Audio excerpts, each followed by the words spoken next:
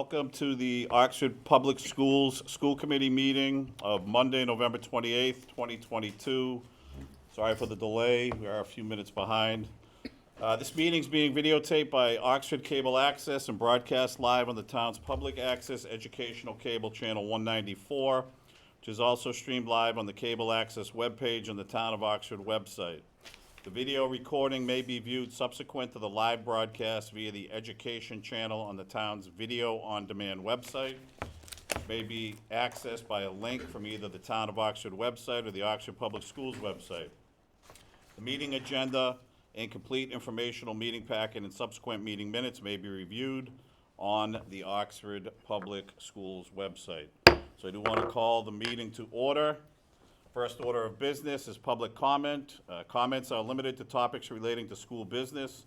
Speakers must identify themselves by name and address and will be allowed to speak for up to 3 minutes. Although the school committee may hear comments on unanticipated topics, discussion or action on topics not specifically listed on the agenda will be postponed until a future meeting date. So the floor is now open for public comment.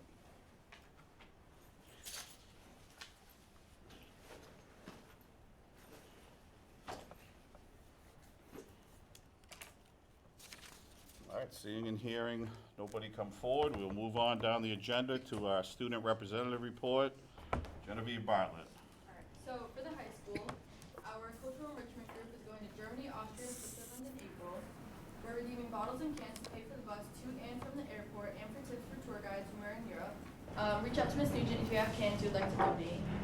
We have a few music events this month, so Sunday, December 10th, the OHS band will play holiday music at the center of town from 4:30 to 5:30.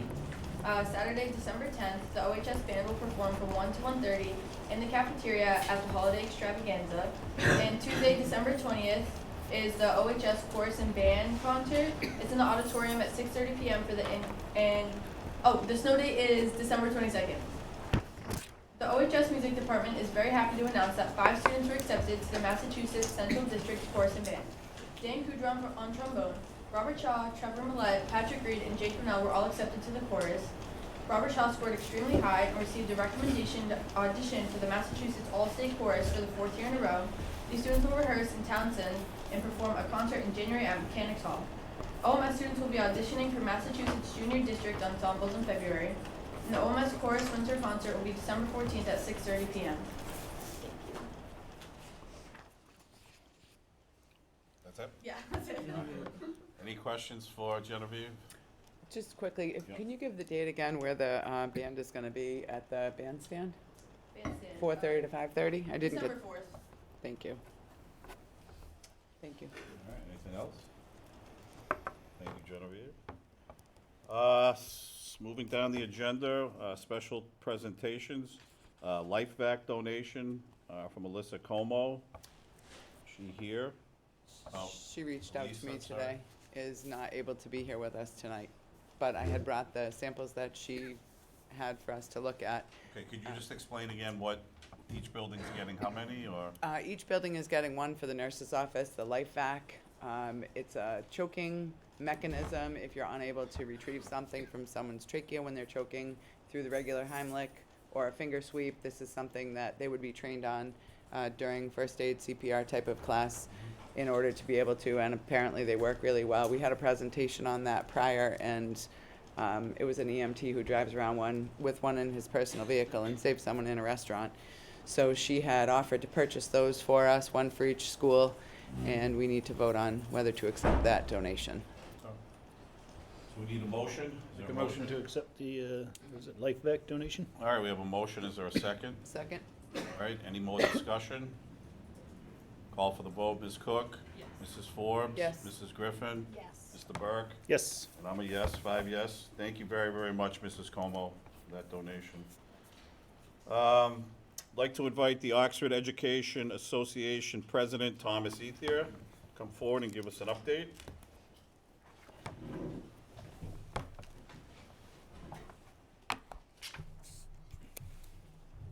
Good evening, members of the school committee, Superintendent Lucas, and the Oxford community. Thank you for letting me briefly mention the wonderful things going on by the Oxford teachers. Thank you also for scheduling me in the first hour of our busy agenda tonight. We started the school year very excited not to wear face masks for the first time in a couple of years. At Oxford High School, the staff has worked very hard to implement the new school procedures under Principal Zernicki. A new art club has started at Oxford High School. This club meets every Thursday under Miss Moon. In this program, students are staying after to explore art and to develop their craft. The first meeting of this program brought in 20 students. I strongly believe that this club will be another exciting offering to high school students. Oxford Middle School recently completed the successful production of Matilda Jr., the musical. Staff members Kathy Looney, Sarah Orkowitz, and Deborah Baracco worked incredibly hard with the students on this production. The newly formed Oxford Middle School Video Club recorded the musical, which now can be found on YouTube. At Claire Barton, teachers are currently working on updating the report card, which is long overdue, making it more relevant to both families and students.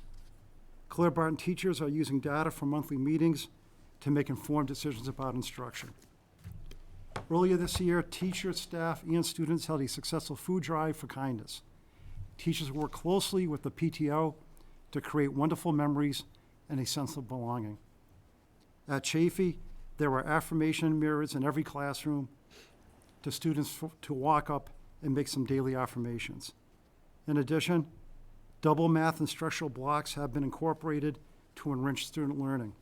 This allows for a deeper exploration of mathematical concepts. To celebrate Thanksgiving, the entire first grade went to the gym and made friendship bracelets while Mrs. Kosky read the first Thanksgiving poem. Dedicated teachers in all of our buildings have put in considerable time to create an amazing and rigorous learning experience for all of our students. I'm very proud to be one of the teachers in this room tonight. We have done this despite a lack of an agreement in our contract negotiations. We look forward to resolving this conflict issues in the near future. Thank you. Thank you, Mr. Ethia. Board, any questions or comments from Mr. Ethia? Mrs. Griffin? I'd love to hear about the double math instructional blocks. How long have they been happening, and a little bit more about them if possible. That sounds awesome. I agree, and I can find out more for you. That'd be great. And thank you for the teachers that are making that happen. All those wonderful things. Anything else from any of the members? Mr. Burke?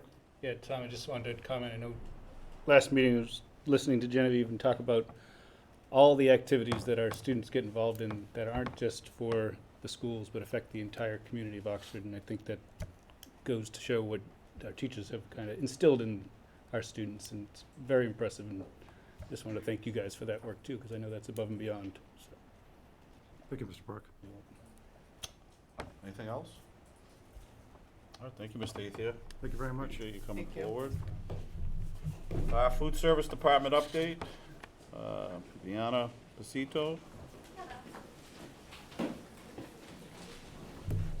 Hello. Just have you hold 1 second Okay. while crowd leaves.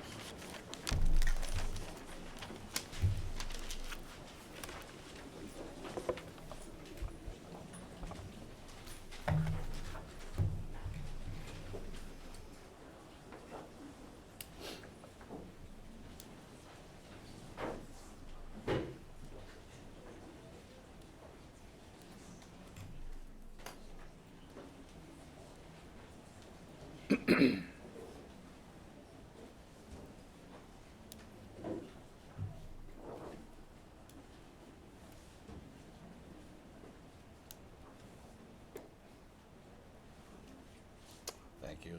Yeah, no problem. Well, I have some exciting updates for our food service department this year. As most of you should know, breakfast, lunch, and after-school snack are at no charge to our students this year. So with that being said, our participation has continued to grow, even more so than it was last year. Just a quick snapshot at some of our numbers. Our average October daily lunch participation for October in 2019 was 562 a day. in 2021 was $7.72. This year, we're up to $8.10. So the more participation we get each day in breakfast and lunch, the more reimbursement we get from the USDA and the state of Massachusetts. So with that being said, we do have a bit of a surplus in our food service budget. We are allowed to keep 3 months worth of monthly expenses in our food service budget. So with that being said, we have about $150,000 that we need to spend in order to be within those limits. So a few things that we have done to use that money and improve our food service department is we're working on getting our middle school up and running to be cooking for themselves. We've ordered a steam kettle, which allows us to cook pasta there, soups, anything else that you would boil. We've also purchased smaller items like pans and cooking equipment, and we hope to have someone on board at the middle school cooking starting around January. This will help improve the quality of the food, where it's going to be fresh and prepared on site as opposed to being cooked at the high school and then transferred to the middle school, usually a day later once it's cooled properly. We're also working to bring on 2 part-time employees to assist with the increased workload of providing more meals each day. Middle school now has the 8th graders, and they do the bulk of our meals. So that's where one of them will be centered, and then the other one will be at Chafee.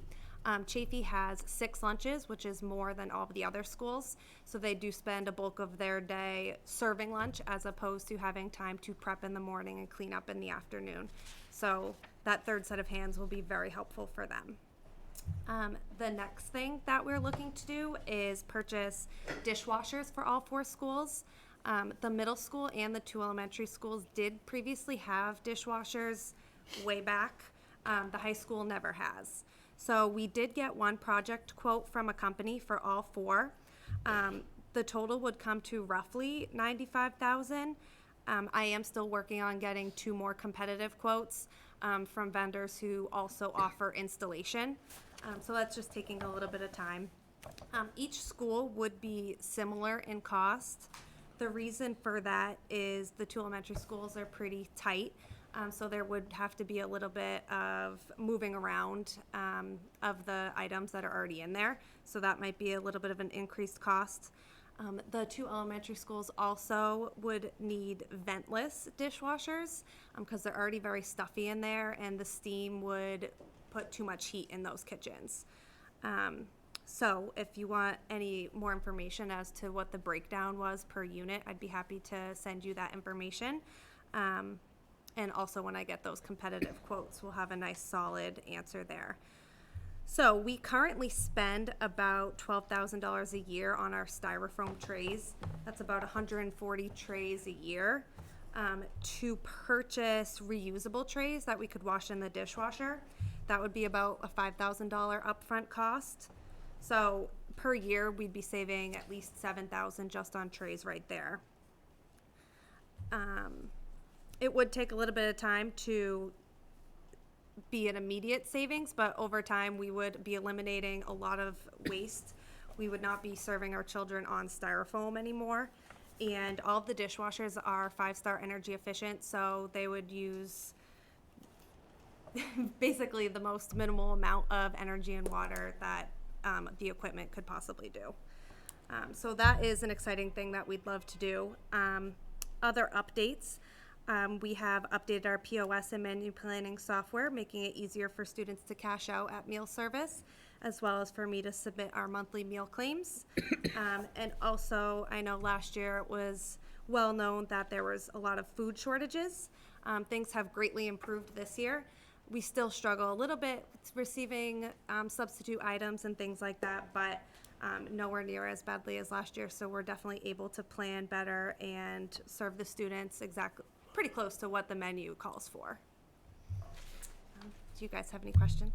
Well, thank you very much for that report. Any questions from the committee? Yeah, Mr. Burke? Thanks, Fiona. Just real quickly, if you could give kind of the 101 answer. I've got a lot of people who ask me if our meals are free all the time.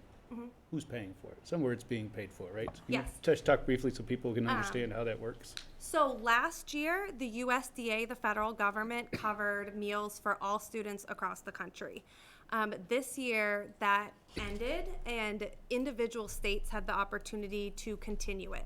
So Massachusetts is one of five states who decided to pick up the difference in the cost to allow our students to eat for free for the rest of this year. So we do get a bit of reimbursement from the federal government, but a large portion is now coming from the state of Massachusetts. Thank you. Yeah, you're welcome. Any other questions or comments from the committee? Mrs. Forbes?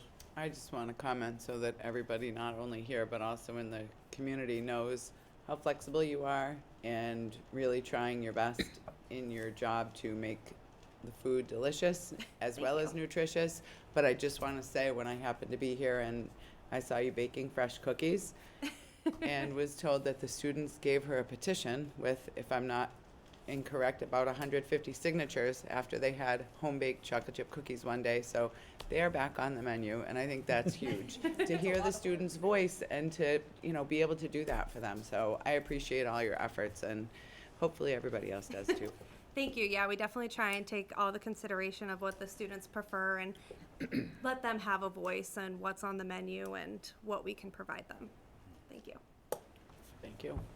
Anything else? I can't imagine doing all that cooking every day, so a huge thank you. We have a great team in our kitchens. Yeah. That's awesome. And having that second cook at the middle school will be such a big help. It's awesome.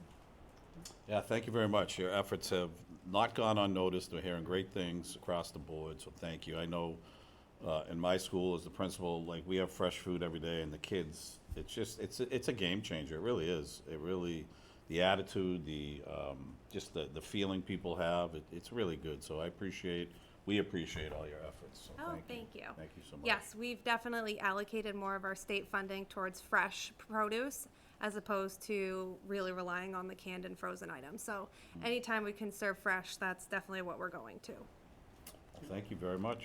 My Appreciate you pleasure. coming in. All right. Thank you. All right, Thank you. student enrollment update. Suzanne Kelly. Good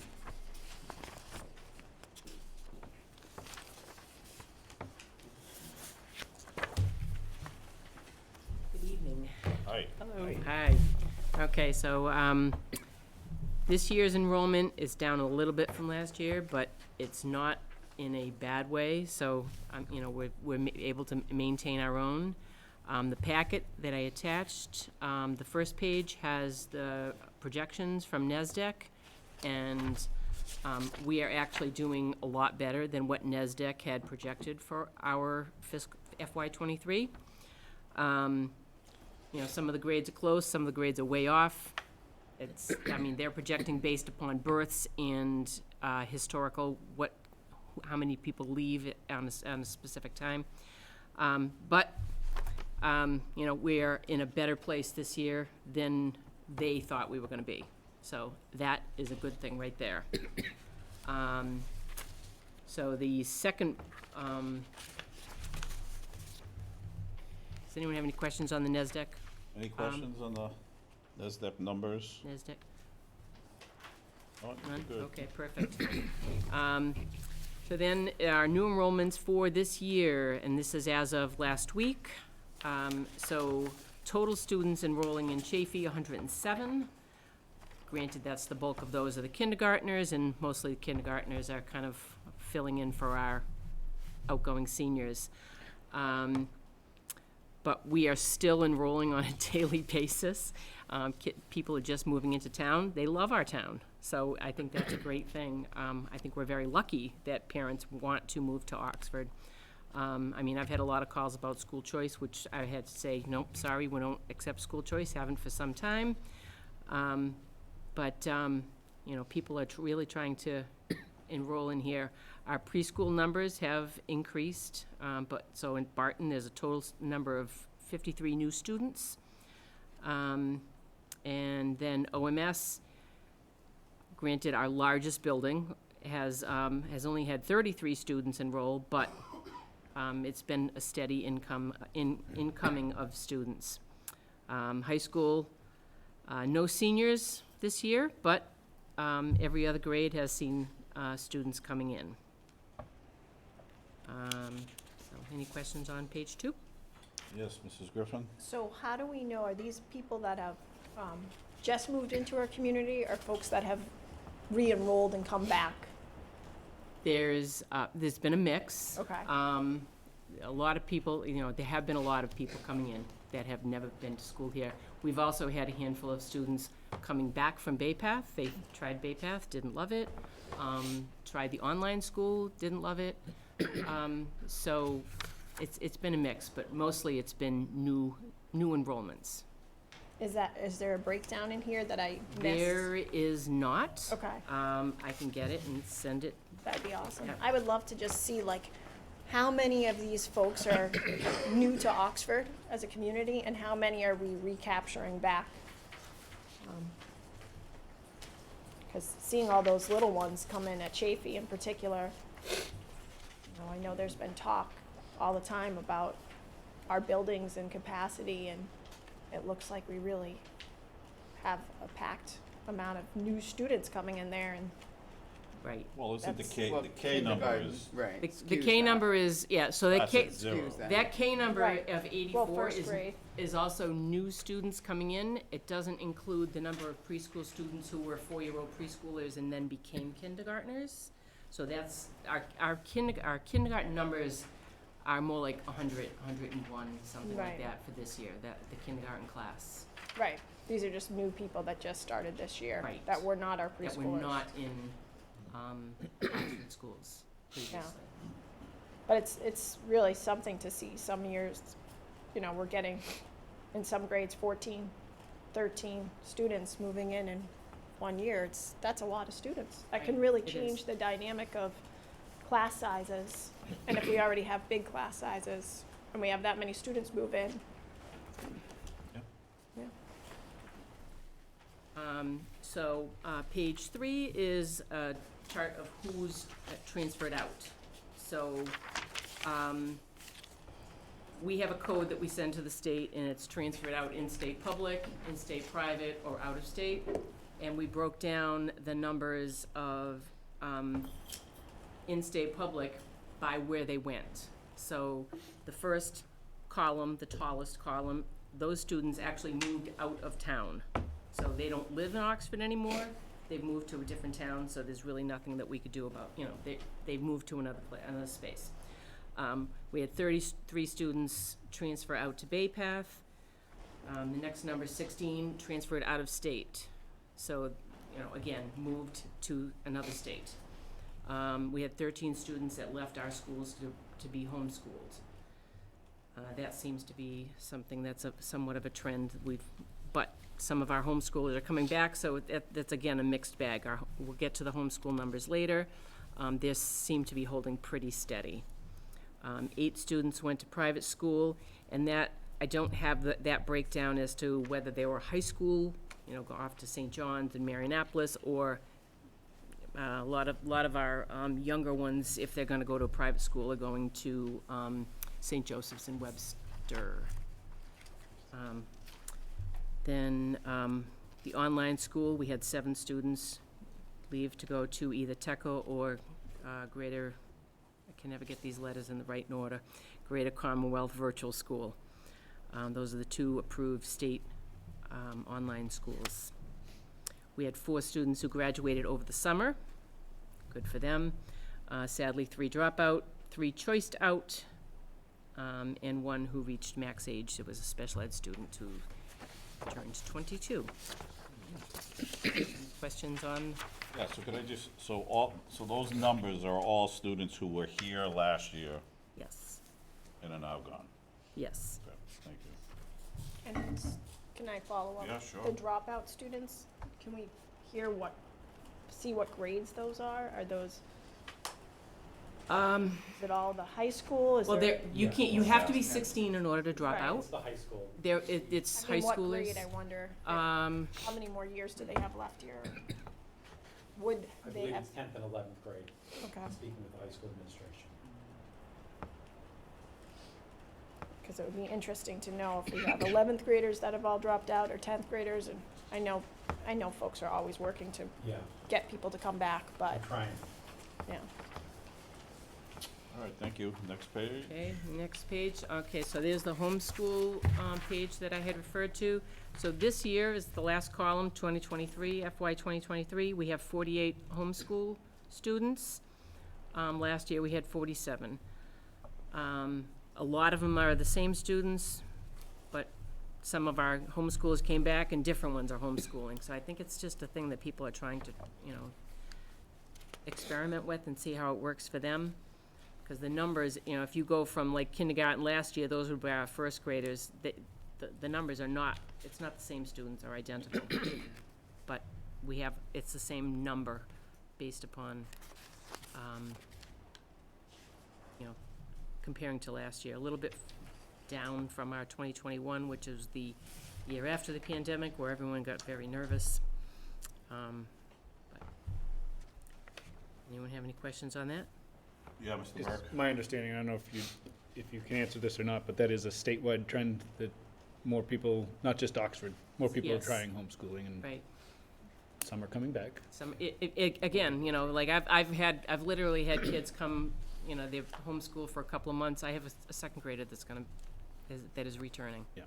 So it's interesting how the kids think they want it and then they don't, or I don't know, the parents think they want it. Right. But Right. it does fluctuate, in terms of who the actual population is, but the numbers are pretty steady.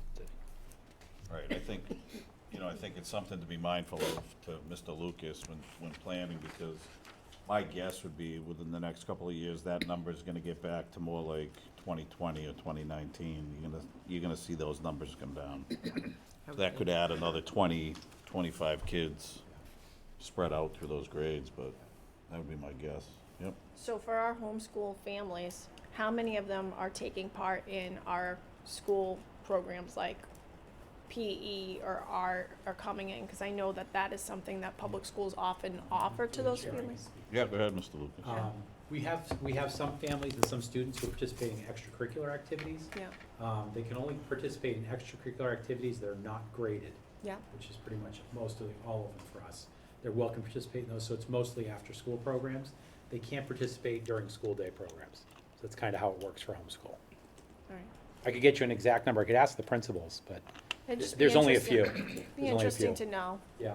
and for those families to be also aware that they have those opportunities, because Yeah. they are, Yeah. They're welcome to participate in those. yeah. Yeah, that's all on the website with, there's all homeschool, opportunities and, helpful hints and things like that. Mhm. That's all it's available on the website to the parents. That's great. Thank you. Page 5, those are the students who are attending based upon the OEA contract. So those are teacher students. There's a total of 13 students coming in this year as a result of that contract.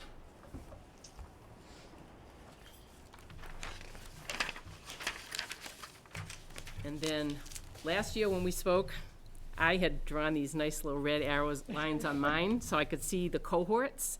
So if you look at the arrows going up to the next grade level, you can kind of watch a trend in the counts by grade level, ignoring the PK, because clearly we don't offer everyone PK, but you do see, a trend, and you do see the bubbles or the small groups, and they pretty much stay the same until you get to that high school year where we end up losing somewhat 30-ish kids from our 8th grade class moving into our freshman class to Bay Path typically. Sometimes it's, to a private high school, but, so I drew the line so that everyone else could see what I was looking at last year. I appreciate that.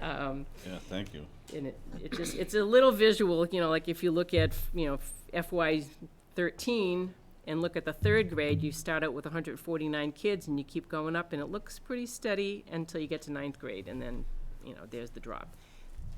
That's expected because so many kids are looking for the Bay Path or the private school. Yeah. Yep, no, that's about average, 30 to 40 has been traditional. But with the new programs down here, and hopefully we can start to build more onto that, hopefully, some kids will Right. stay. Yeah, we have, 2 new programs, I think? Bless you. Right. Three new programs. Yeah. All right. All right, and then the last one, that's just showing the grade level and the drops or the increases in numbers. This is not a cohort, so you're looking at kindergarten. Last year, this year we have 7 less kindergarten students than the year before. It's not the cohort, it's just the number of students that are enrolled in the class itself. And that concludes my enrollment summary. Does anyone have any questions? Any questions, board members? I know in the past when we've looked at, for example, like this last page, and we see that there's a change between one grade and another, that we fluctuate teachers and sometimes they move up a grade or down a grade depending on where there's a need. I think it's really hard because we do have some of these really, really large classes, and this is something I've advocated for in the past. And I know our budget discussion's coming up, but I guess I would pose to the principals and for them to pose it to their teachers as well, like class sizes. It's always a major concern for me. And I feel like some classes, if we look here, they consistently are that large class. And they consistently continue to have the very, very large class sizes. And from just reviewing our recent MCAS data and whatnot, I think there's a trend there that some of those class sizes might be a little bit too large, and the performance at times could be better maybe if class sizes were made smaller. I think it's really hard for us to do that with the budget constraints that we have. And again, I think it takes creativity, like saying, okay, this year the enrollment is down in this grade. Maybe we push a teacher up that has the certification. But, I would advocate for some of those creative solutions, which I know we're always looking into. Because I think we do have some grades that don't necessarily meet our class size policy suggestions that are in our policy handbook. And again, those are only suggestions. It doesn't mean that we can always keep them, but I like to try to. So that's all. All right, thank you. Any other questions or comments? Well, thank you, Mrs. Kelly. This is very, very informative, so thank you very much. Moving right along, we do have a international field trip for the NJROTC 2024. Mr. Youngsman has organized it, but I know you're not Mr. Youngsman. No, I'm so- not. He's actually out sick, unfortunately. Okay, so welcome. Thank you. Master Chief K, Ed K. Yeah, hi. Yes, it's a trip to be Paris, Normandy, London, April 2024. We are actually partnering with 2 other schools, hopefully to make our presence bigger so that we are not integrated with other groups because of our smaller population at this school. The program is an 8-day learning program. It directly relates to our program and its course of study through the sites we'll be seeing, particularly in Normandy, Pontahawk, and a few other areas around Normandy, as well as into London to see the bunkers from World War II. Not only, while it reaches our curriculum, it goes beyond that, because our program is not just about civics, it's about citizenship, about being good people. And the experience of going overseas personally for myself was eye-opening as well in my military service. And to give the students that opportunity is huge. There is a large cost to it. It is $3,600, but there's several ways that we are working to fund the cost and to negate the costs. There's a scholarship program through EF Tours. There's their own self-built electronic donation site that gives 100% versus a GoFundMe, which may lose 20%. We have several fundraisers planned over the course of the next 18 months for those that have signed up to go. In any field trip, whether international, traveling in the States or wherever, NJRTC is about making sure that we provide, an equitable chance to go for everybody.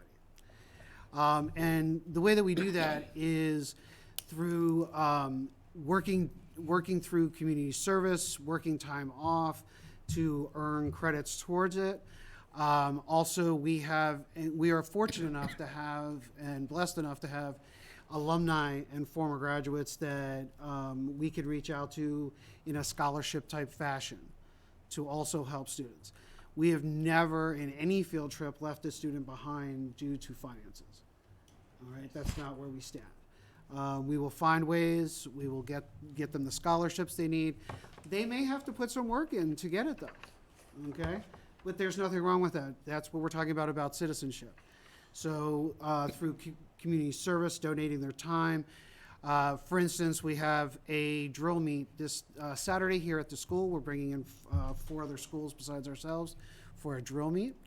Some of the parents that have already signed up their children for this trip or are planning to send their kids on the trip will be selling snacks and stuff to the people that are there, with 100% of their profits going toward their fees. That's just one example of how we can do that. As far as concerns and safety, EF Tours is known for its worldwide connections and their 24/7 service for that. I'll tell you right now, I'm a type 1 diabetic. My first concern was going to a foreign country where I could need health care or where I could have an emergency. Okay, and so because of that, I was very proactive, I did a lot of research on what they have to offer and what they can provide. And through their services, through their connections, we're very fortunate too that the trip, that it's including Paris. One of the largest offices in Europe for EF Tours is in Paris. So therefore, we have our connections in our time zone that will be there. Plus, they guarantee us 24/7 contact through their emergency response teams. Additionally, they provide coverage and connections through, while COVID is the number one, of course, pandemic that they're looking for, but they're also tracking any regional or health issues for that, and we'll be monitoring and updating us so that we can update and change any plans that we need to meet the demands of that trip. But all in all, it's a very worthwhile trip. And I kind of have a personal, a very good friend of mine is the deputy director at Normandy, and he's promised us a behind-the-scenes trip when we get there. So even better than what EF Tour can provide. So the kids will get even more experience and more exposure to what they would normally see. Wow. Thank you, Master Chief K. Are there any questions? This sounds like an amazing opportunity. I'd like to make a motion to approve the trip. We have a motion to approve. Is there a second? Second. Any further discussion? Just one question. Yep. Looking at the form, I see that our business manager didn't check recommend or not recommend, and I was wondering if there's a reason. Mr. Scanlon, is that you signing this? Yeah. What are we signing the form? No, No, this no. is the trip, the EFA, the trip in 2024. It doesn't look like you checked anything. Oh, no, there's Oh, a yeah, check there's mark. a check Yeah, mark. recommended. It's It's there. just, I got it with Yeah. the signature. We got it. It's just reviewing procedure. No, we got it. It's recommended. My It looks like apologies, it's it part of looked your. like it was part of your signature. Okay. All right, any other questions? No. Call for the vote. Ms. Cook? Mrs. Forbes? Yes. Mrs. Griffin? Yes. Mr. Burke? Yes. And I'm a yes.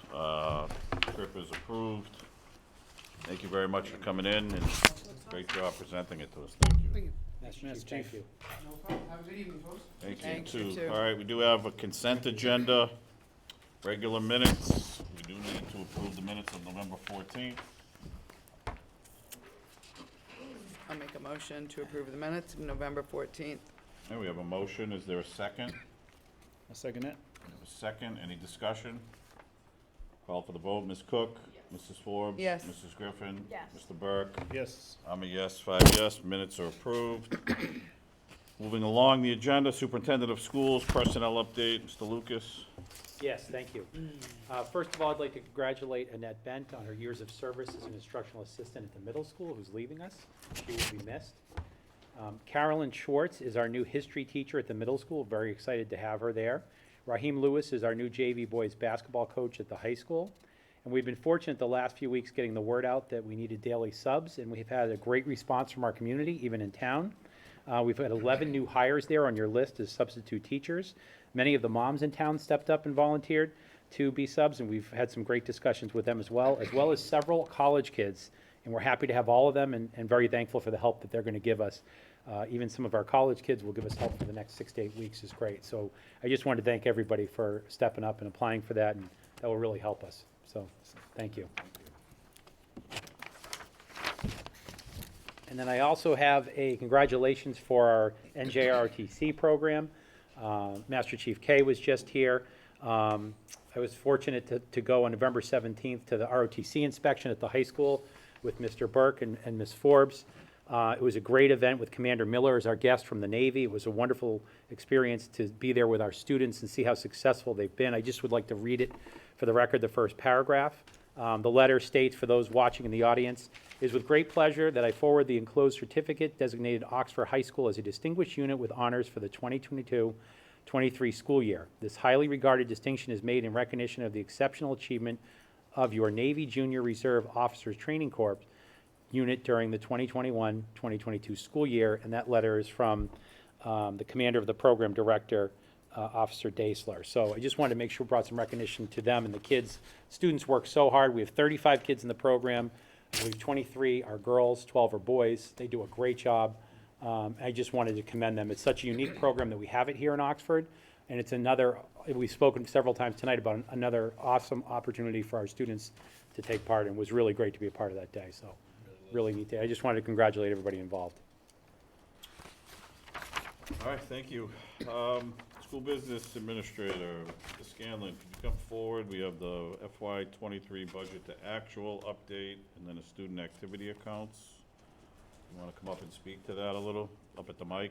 I got a bad leg. All right, take your time.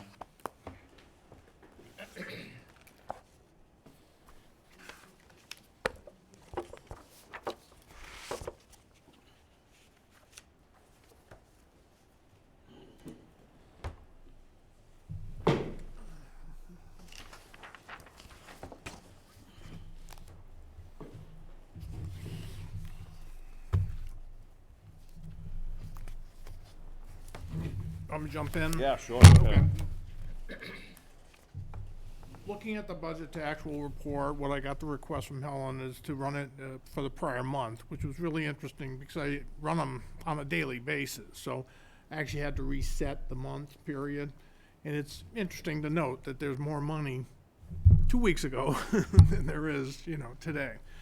But it's common, and I was going over a few things with Mike, is that I always try and review periods and quarters. And we're not quite halfway through the year. We'll be at the end of December, so that'll be our second period, second quarter. So what we end up doing is the way that the report is looking at it is to start by department, which is, I'm just explaining a little bit about what I've been learning. So you may know the report, but otherwise, this is the way it's structured.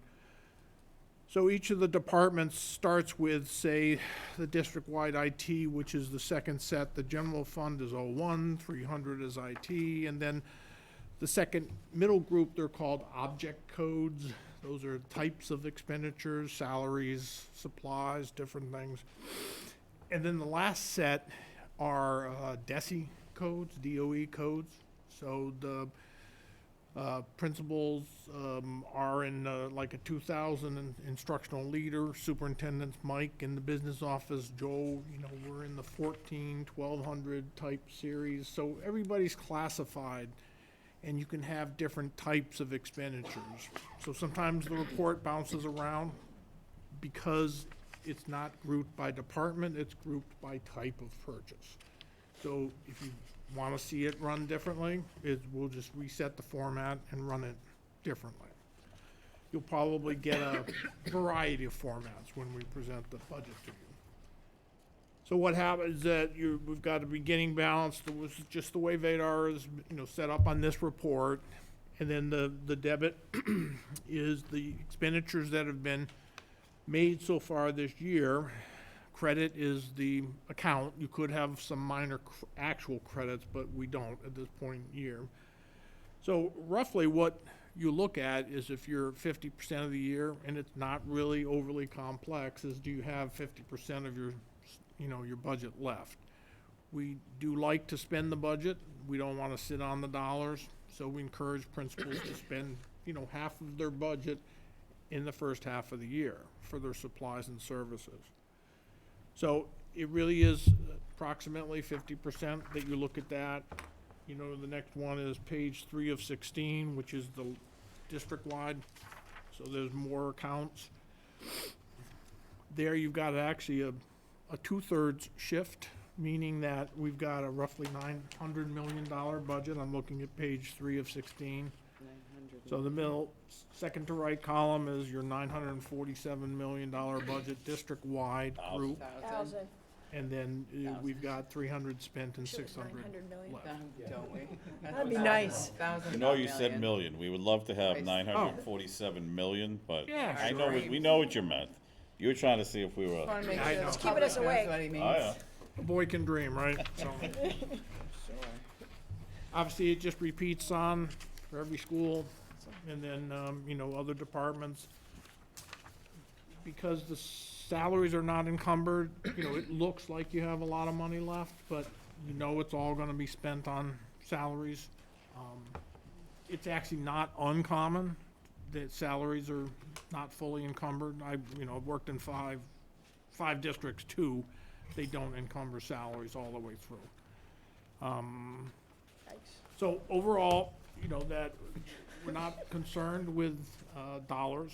One of the things that we like to look at the beginning of the year is we have salary budgets, then you have all your positions hired, and do they start, but not everybody starts July 1st. Not everybody starts, September 1st. So we refer to it, whether or not it's a polite term, it's called breakage. If you have a retiree leave and a new teacher come in, there's a breakage. There's a difference in those salaries. You have somebody start October 1st, there's actually a 4-week breakage, and it does add up. So we feel that we could even make a couple more position adjustments. I would probably say maybe a first week or so into December, but I'd rather not do anything else. I'd rather not say, sure, we have money, until we get through the heating season. That's going to be a different staffing, whether or not people get sick, your spending can go up, so. As of right now, the departments are in the back, so, I don't need to go through everything. If you have questions about custodial or transportation, any of these things, I feel very comfortable looking at the report. We could run it a few different ways.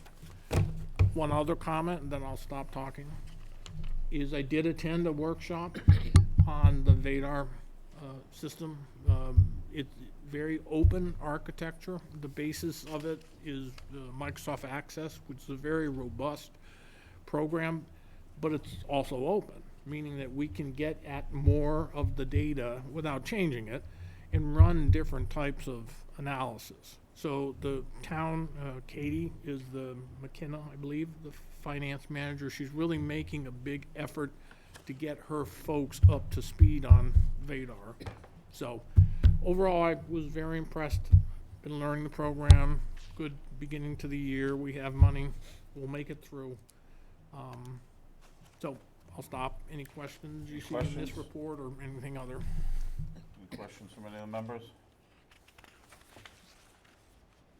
All right, I think you have activity account, is that the other We'll thing? find the other millions. Sorry. So student activity accounts, we need to take a vote on this. Either of you wanna talk to us about what this is? Sure, Joe, do you want to talk about the activities? Christie's got the memo here. Or do you want me to? The student activities, authorization for the new class and then the budgets.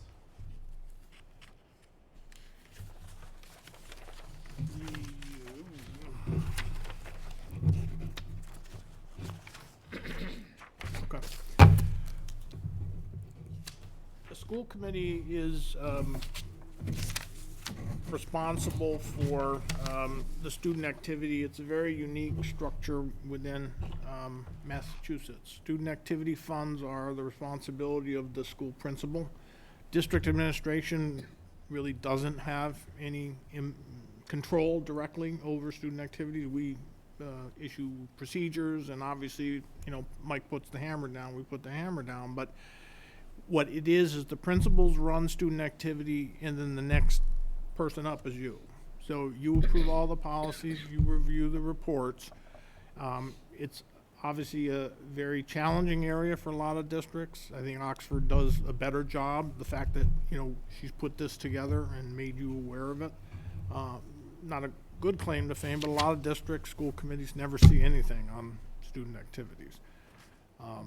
So what it is that you need to approve a vote for a new class.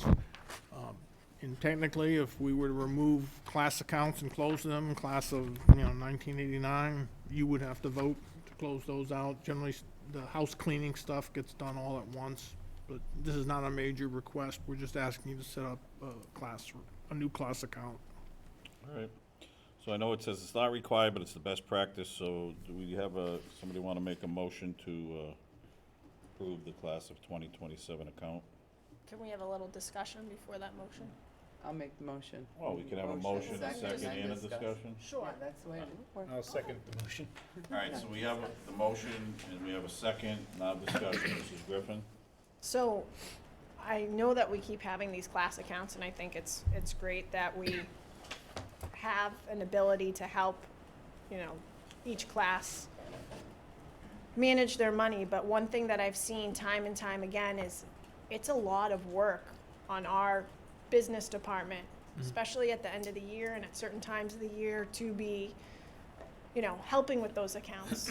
And I think that each class could potentially, take that money and organize it so they have one person that they elect to, have it outside the school. I can't think of the right term, and you might need to help me out, Mr. Lucas. But where we're not necessarily overseeing their money, but they're overseeing their own money as a group. Do you know what I'm saying? I know that they take it out after the fact when they move on, and we no longer, that's one thing we've tried to clean up our accounts, and when, the students move out of, they graduate, that money, we no longer deal with that as of the last few years or so. But there's part of me that thinks, and I would love us to look into this, what are other towns doing as far as just class funds? Are they having whoever's organizing that, PTO, or it's not really the PTO, but a parent per se? The class advisors. Yeah. Usually it's a teacher or staff member or instructional assistant that's taken on as class advisor for a stipend. In some school districts, it's the main office secretary, but that was moved out from the secretary positions, I believe, 2 contracts ago So it would during be a- negotiations, and it was moved to central office. So everything through student activities that's going to be spent, taken out, whatever, has to go through central office here. So it would still be like a class advisor for each year that would be handling it. I It guess. oversees it, correct. So I'm trying to understand, So if they collect money like from a dance, right? Right. Class advisor counts it up, gets it verified, signs off on it, deposits it, and then it goes to central office, and Chrissy processes it for them. That's kind of the process we have to follow. So what about, and maybe I'm confusing things, and please, help me and correct me if, at the end of the year when they have the big event, we used to have the lock-in, Right.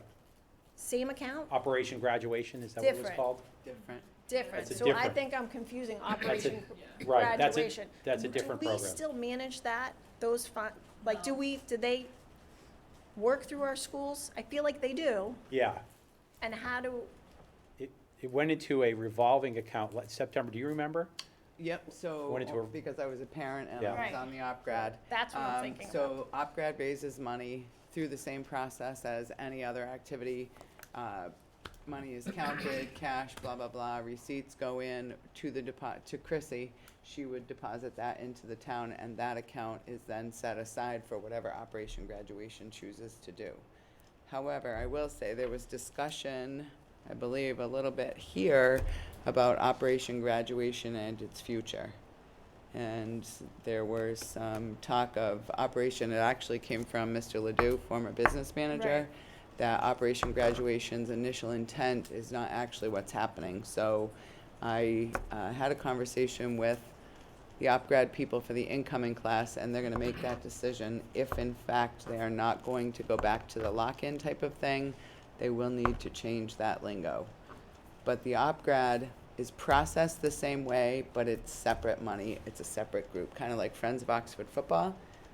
We don't control necessarily what they do, but we still process the money for fiduciary responsibility. Then that money has to be spent for that reason, Correct, not for something else. correct. Right. So, Student activity fund is closer in relation to a scholarship. They're known as trust funds, fiduciary funds. Funds run the same way. Think of silos. Revenue is in, expenses out, then whatever's left. Okay, that's your silo. Different terms, revolving, grants, fiduciary trust funds. It's a matter of who has authorization. So, grants, administrators deal with, the regional fund, the general fund, student activities, everything stops. There's only a certain number of people that get involved, so, what you're saying is actually 100% correct. Every year, the student activity advisors need to retrain the students in terms of a new set of students, how to be involved in activity, and then how to run the money. And then the next year, a different student activity advisor, and then a different class of students. So it is a lot of work. It's not highly complex, but there seems to be a lot of repetitive work year after year. So Operation Graduation is not listed here as a separate fund. Separate, right. So let's look at the class of '22, just since that's last year and they're gone. So the money that's in this account was raised through fundraising? Correct. Over years, Okay, correct. over years. Oh, so may have been passed on from classes before us. Now, correct me if I'm wrong, a few years. It's not passed on from classes before. not It's yet. like, it carries over, so like freshman year you start fundraising, and then it just carries on like the whole Correct. time. So now they're gone, Yeah. and they leave this money. Correct. And we have to legally have them withdraw it and put it in a bank account. We can't keep that money. Right. Okay, that's, now, didn't a few of the class, We did a couple years ago. thank we had you. a situation where we had to Clean track up some down some acca- of the Correct. advisors of it, and I believe they donated it back. right, Or they moved And I- it for like a reunion or something Right. else like that. right. Okay. But there's a Okay. statute, there's a certain amount of time they have. I'd And we have to just look it cleaned up a bunch of classes a few years Yeah. ago, right? Yeah. Okay, Yeah, pre-COVID. yeah. okay. Yeah, because me and I was the treasurer, but like my president and I, we went to the bank and opened an account together. So both of our names are on it, and we had to retrieve the money because we were like warned about what happened so during Christmas break when her and I were both home, we had to go do that because they said if you don't, then your money disappears. So it probably just like So- rolls into the schools. That's where I'm questioning, does every district use this where the school department is the fiduciary of these accounts and we're looking over, or is there another system that could be put in place where when you open a student activity account, it's opened at a bank, and there's a set amount of people that have access to it, and it does change, and every time it has to change, the person that's changing the reins goes to the bank, and we're no longer the bank. I think the biggest concern that I have, and I might be wrong, and please correct me, because this is not my understanding, but I feel like that's a lot of time and management on the school department's part. We have a very lean staff in that central office that's doing all this budgetary stuff. And it takes a lot of time to handle these accounts, like Operation Graduation and all these. So I wonder, is there a better way for us to do it where we're not necessarily having our hands involved in it? Or is that not really a best practice? Is it in the best interest of our schools if we do it that way? Yeah, I think, I don't know of any other school districts doing it a different way. Yeah. I think part of the complexity is, and I don't know if this happened, Molly, in your class, where the class officers can change and your advisor can change. So we are the one entity that's not going anywhere is the school and our school funding. So I think would be very difficult to do it outside of the school. And then, again, you're kind of giving up some of that control we have to make sure, if it's money for a senior class and they want to do something with it and go to Six Flags, for example, we can make sure it is being spent on those seniors for Six Flags, not on some random thing. So we do have some parameters where we're controlling the spending of that money, which I think is really important. Wally? And like, just to speak to that too, like I personally wouldn't feel comfortable if like I had a great advisor, so not using her as an example, but if the advisor had access to the money and like we didn't know where it was going, but me as a treasurer, I counted all the money from the events we raised. I had to sign all the deposit slips, not discrediting any of the work they do because I don't know how hard it is or what they do, but also like that money's used for like caps and gowns and stuff, so we don't know if that said advisor's out buying their family dinner with that debit card or that account, you don't know. Whereas if the school has it, like we have to ask for approval of what the money's being used for. So if we want to go to Six Flags or we went to New York or something, but then the pandemic happened, so we weren't able to do that fun stuff. But like that's when I'd feel more comfortable asking them for approval and be like, oh, this is what we're gonna use the money for, not like let's go buy this or let's go buy that. And Well, it still needs to be driven through the principal. no, exactly. Like we had to ask Any them request first. to take out money has to go through the principal. And then they get to spend that extra money, if there's any left, when it's deposited to a bank on their future reunions. So that's, I guess, where I have a question, we can just hang. So your class now has money in a bank account that you and one other person have Yeah, access so to? me and Susanna Lambert have our names on the account. We were suggested to open it at Webster 5. Is that the one in the center of town? That's where we were suggested. So me and Susie had to go there, and then one of us actually had to like front like $10 just to open the account because you need something in there, and then we waited for approval from the school to then deposit the money into our account. So now me and Susie have access to it. So like now it's in 3 years when we have our 5-year reunion, we would go there and say like, could we withdraw this money to have this event at J. Anthony's? Like, but if we were given a time restraint, so like we had to go there and open it up, or the money. I don't know what happens to the money if we didn't put it in an account. Does it roll back into Back this? to it. Yeah, The it general goes fund for the back. high school. There's a Yeah. policy in place that it would come back or there was a vote. Yeah. But my question is like, I mean, you two are amazing young women. I wouldn't expect it, but you two have No, it- access to that money. Yeah, Right. exactly. Take their No one families knows out to how dinner. No, exactly. Like, yeah, me and Well, Susie we could know be what's going out to there. It's dinner on once the a week with paper. it. We don't, yeah. No, but once it's out of our, you I know what don't you're see saying. you don't see 20 on there, 2020, Or it's gone. 2020, yeah. Right, take it So and Molly, for any major withdrawal, don't both of you have to be there? Yeah, we both have to Yeah. be present to Right, to sign off. to do it. And like, and if people were really concerned, I mean, not that people in our class would question me and Susie, but they could, like, we could have people that we graduate with be like, where is all the money? Or like, what did you do with it? And like 2022, that's a decent amount of money that they have in there Yeah. to put on events. All right, Mrs. Forbes? So I have a question. Thanks for that intro. That class of 2022 money, Operation Graduation money, they had money left over. OpGrad obviously is extinct at the end of the graduation. Does anybody know if that OpGrad money got rolled into this class of? Did not. So that money is still somewhere separate. Okay. I believe Chrissy is waiting for confirmation as to how they want to handle that, if they want to change the event or what. My understanding was the high school was gonna be sending a survey out to students. The OpGrad money from 2022? Yeah, because it would That's roll still over a- to the next So I class, guess right, is what it sounds like? my If they concern, continue that. my concern / question is that there was a large donation made, did not get spent. The family who made the donation have 2 more children coming up in the ranks.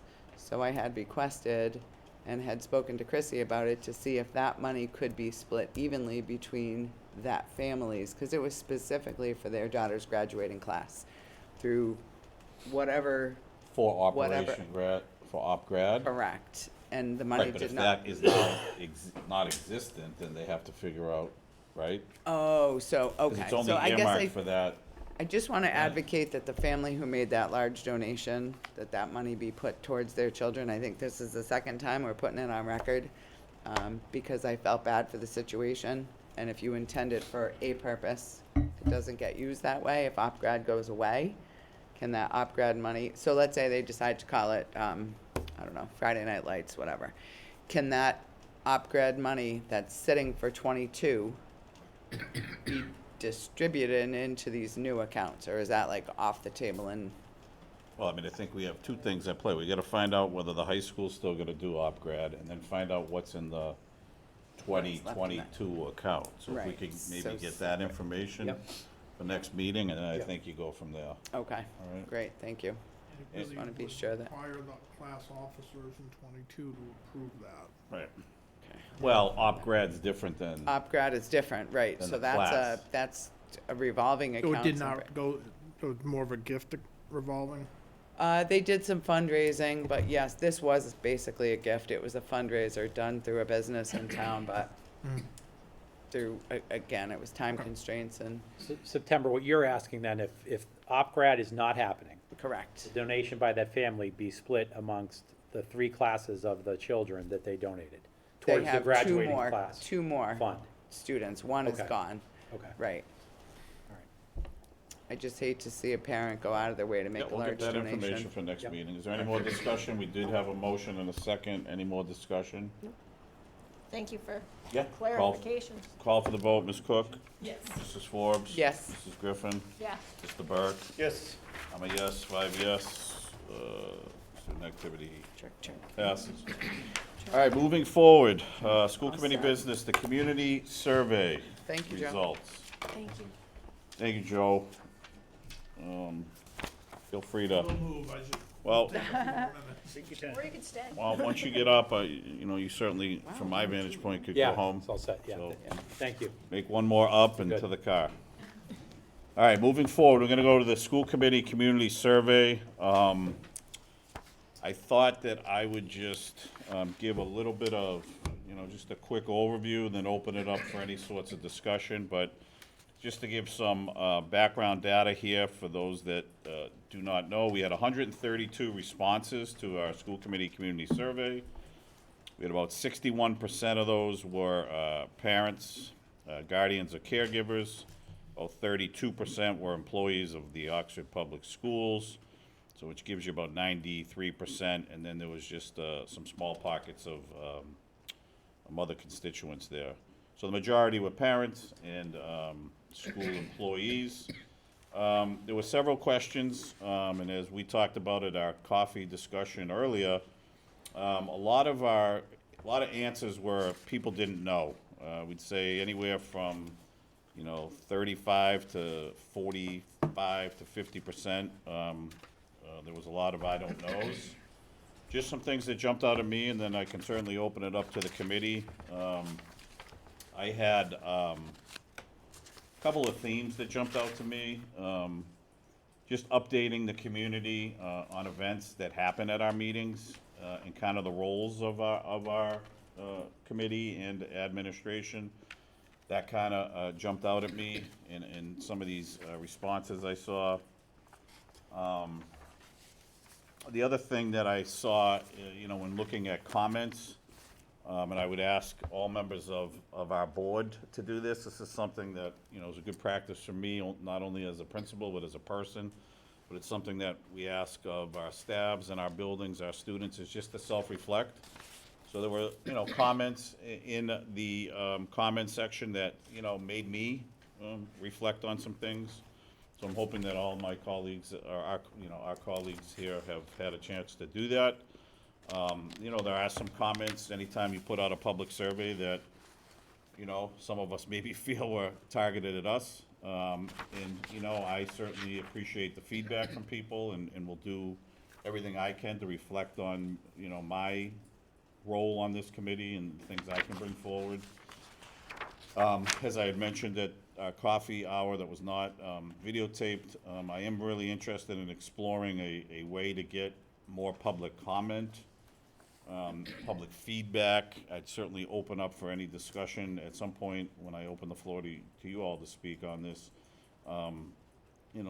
Should we elicit comments through another avenue? Whether it's, through an email or through a site, just where we can let people voice their opinions. And, we had a huge crowd in here tonight and, didn't get anybody to come up and speak. Would certainly love to hear from people. So those are just a couple of my quick observations, and I'll certainly open it up to members for any comments, questions. I don't know if people wanted to read specific questions and kind of talk a little bit to it. I don't know if the pleasure of the board, we should read all questions and talk about what the results were. The public can see this on our meeting packet that's online, so I'll open the floor. Anybody, comments, questions, Mr. Burke? Sure, thanks. I think, as I mentioned in the coffee meeting that we had, I think it's clear, and Dave, you alluded to it, with the number of I don't knows on every question, that I think it behooves us to do some kind of a outreach and education piece. I think the coffee and conversations are a great start, but maybe some information out there in some form that just explains the role of the school committee and what we can and cannot do and what things we are responsible for. I think that would be a good start. I think I appreciate Helen taking the lead on getting the agenda out in a link form that people can see a week ahead of the meetings, because that was, a lot of folks saying, I wish I knew what we were going to talk about at your next meeting, so I could decide whether or not to attend. So I thought that was great. And I do think we need to acknowledge the number of comments. And again, you don't know who's writing the comments. They're all anonymous. You did say the survey was a good mix of parents and employees, but a number of comments regarding the contract with the OEA. While we can't speak specifically about what's going on in those negotiations, I think I kind of made it clear with our group tonight that I take some responsibility for how long that has taken. I hope to see it moving forward rather quickly now, and think we're in a good spot. So I look forward to continuing to work with the OEA on getting those teachers a contract and getting that off their plate so they can focus more on what they're doing and the great job they're doing. Thank you, Mr. Burke. Ms. Cook? There are some comments in here, like directly at like how students are treated, but also like what staff is educating students on. And I feel like if you have an actual concern about that, you should reach out to the building principal and Mike himself, so your concern can be addressed. Because if you just mention it in this survey, we have no idea what you're talking about or like what your concern is. So if you do want your problem addressed, which I think is important that it is addressed, you reach out to principals and the superintendent. I appreciate that. Good comment. Mrs. Forbes? So, a couple comments. It's really sad to see that 47.7% of the people who responded don't know about our coffee hours. And again, like you, Mr. Carnacchioli, I feel like we really need to look at, I feel like we feel like we're doing a good job. We're sending emails, we're sending text messages, and there are signs posted at all the schools. We get the reminder the day of. So if anybody out there who commented in the I don't knows, especially about things like I feel like we inundate with information, if there's a better way for us to put that information out there, I think. Can I just clarify what you're saying on that Sure. statistic? Yes. That 47.7, Yeah. if you read that question and the answer, is 47.7 saying they would not be interested in attending a coffee That's hour. my next comment. I'm actually on, I don't know, these pages aren't numbered. I have that one folded to talk about that too. It's, I'm sorry, I thought that's the one you were It's like- referring to. This one. Yeah, it's on page Yeah, 4. sorry, it's, Top of page 4. Coffee hour workshops to Yeah. provide an opportunity to meet with stakeholders Okay. on a more Right. informal level. Sorry, September, I thought you were that's referring to okay. the other one. No, I actually have that corner Glad you're folded gonna get as to well. that, because that was disappointing to see. Yeah, so I don't know how else to get that out there. PTOs did talk tonight about helping with that a little bit, maybe putting that on their pages, but I do want to say thank you and appreciate all the people who came tonight. We would love to have that more often, but if we're not getting that information out, we need to find out what we're doing wrong, because that's really an informal opportunity for people to say how they really feel. And then, yes, exactly that, Mr. Burke. A huge percentage of people don't want to attend. So I guess I want to know why. Why don't they want to attend? Is it us? Is it that they don't feel welcome, or that they think we don't really want the feedback? Because we've said it so many times, we really do want the input from the parents, the community members, anybody who wants to come, good, bad, or indifferent. So if there's a way that we can get that information and not ask people to come to a coffee hour because they don't want to, we've got to find a way to do that. And then my last comment is on the accepting persons with disabilities to flourish in the Oxford community. And just to say that The Diversity, Equity, Inclusion, and Belonging Subcommittee is certainly working on that at the school level. But one of the things that we talk about in those meetings is that this is not just a school issue, this is a community issue. And I did have a meeting with the town manager last week, and they are certainly on board with that and be making some changes community-wide as well. So we're working on it slowly but surely. And again, anybody who has suggestions or specific concerns or comments, please come to the school committee or to me directly as the DEIB subcommittee chair. Thank you. Thank you. Any other feedback? I just wanted to throw this out. I didn't want to ask the OEA president, Mr. Ethier. Probably should have asked him when he was there, but I didn't want to start talking survey before, but there was, and again, I understand this is one person's comment, so I know it doesn't represent the whole OEA, but the coffee hour question did not offer any times conducive to meeting with teachers. If you want to support us, I suggest sitting down with us and hearing what we had to say. There was a large contingent of people here today. We had our coffee hour. I don't know why that wasn't conducive to do that, but I would certainly offer through the superintendent to reach out to Mr. Ethier and see if he, what he wants to propose for some times, if that is because we would certainly love to sit and talk with the teachers. There are some comments in here that, we're unprofessional towards them and we don't have their best interest, we don't respect them. I get it, that's just one person's opinion, but, that's a valuable opinion, and, sometimes that can become the reality if we don't address it. So I would certainly be open to sitting with them. I know we have a meeting coming up on the 12th, if they wanted to do, a 5 to 6 with just teachers. If that time works for them or something else, but I would love to sit and have a conversation with them. And certainly hear any and all feedback they have in comments. So, other than that, I do appreciate, all those who did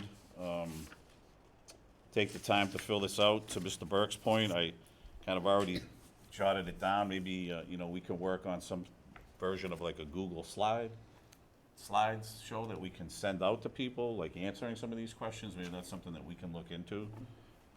But I do appreciate people's feedback.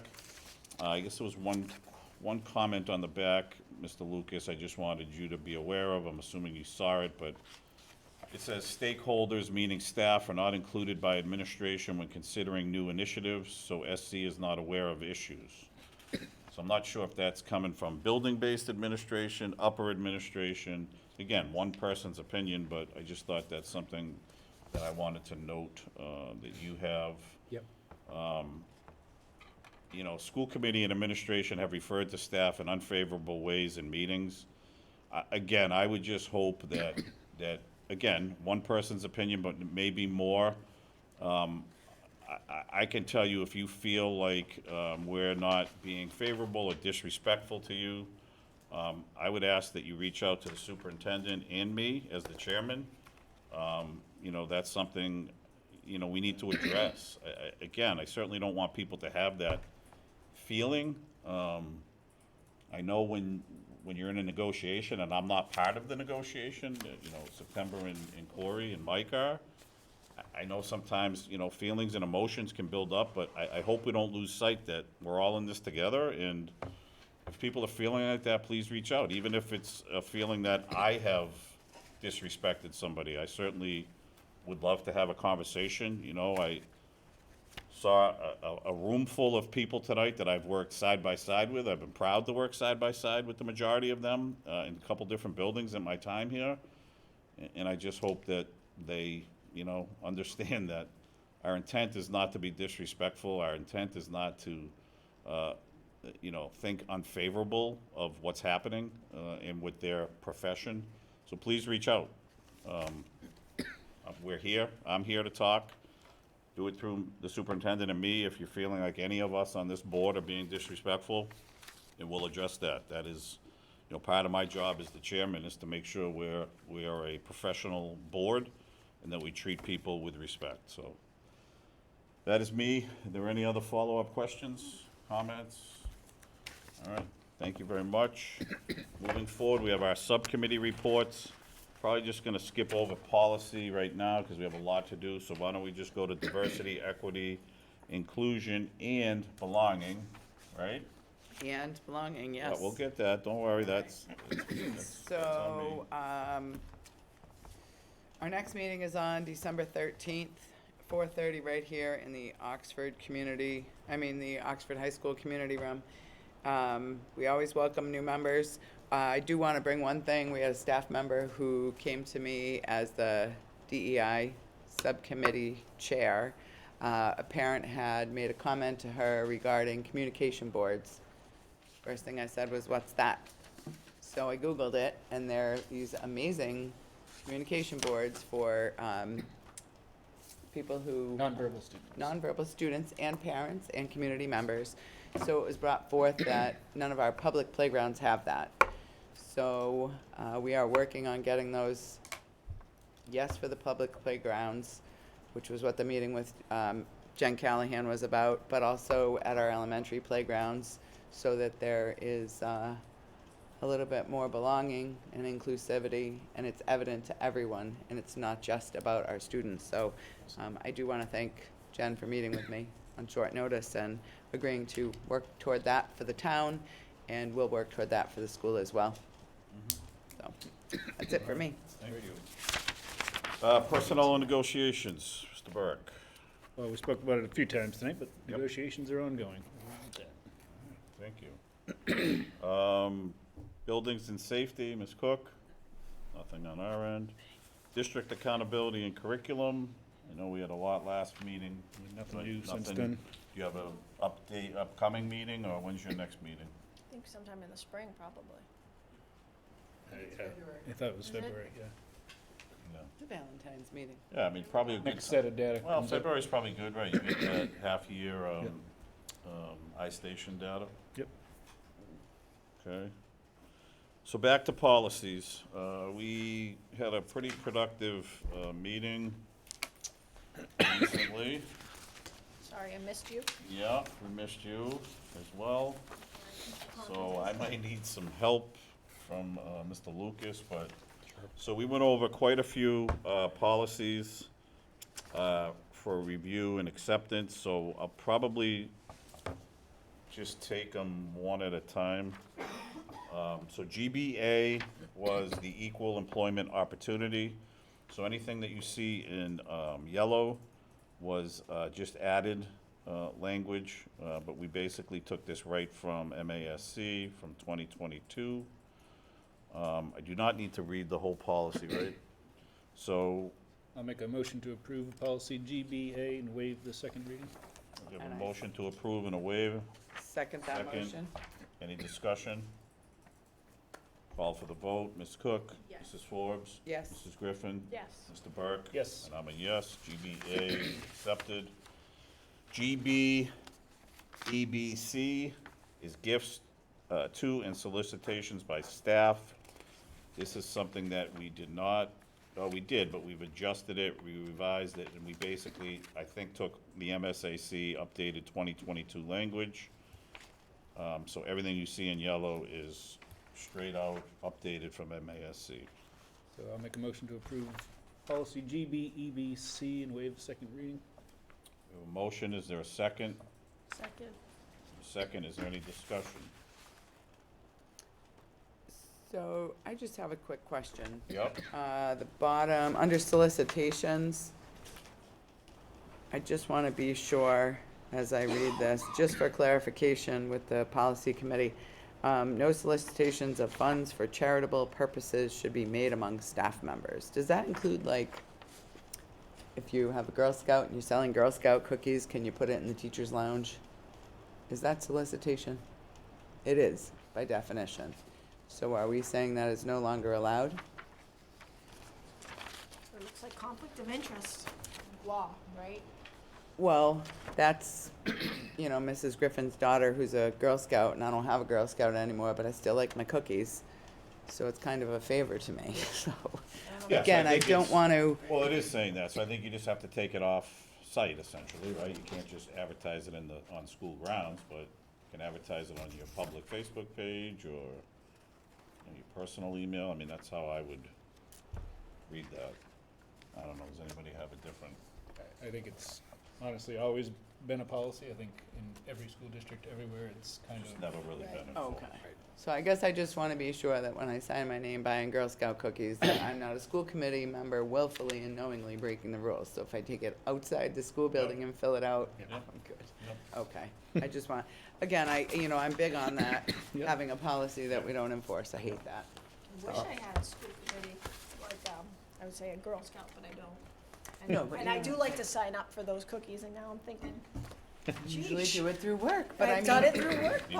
possibly in the past. Corporations, we've done it, like, it's just kind of standard practice as a parent, if you have children. Never thought of that. Which, so, yeah, that was just one of my questions on the policy, so. Yeah, but I think Mr. Burke's spot on. I think it's been happening and it shouldn't be happening, Right. but it's so.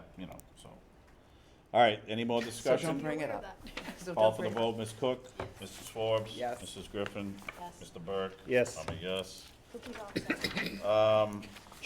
GBEBC, accepting gifts and donations. We just So we just updated that. striking, right, but we're just striking this out, so I just need you to be aware that this policy has been taken out and replaced with the one we just approved with the right language. Okay. Okay? Just so you're aware of that. GBGB, staff personnel, security, and safety. So as you can see with the MSAC updated guidance of 2022, we've added the highlighted yellows and have stricken the red areas.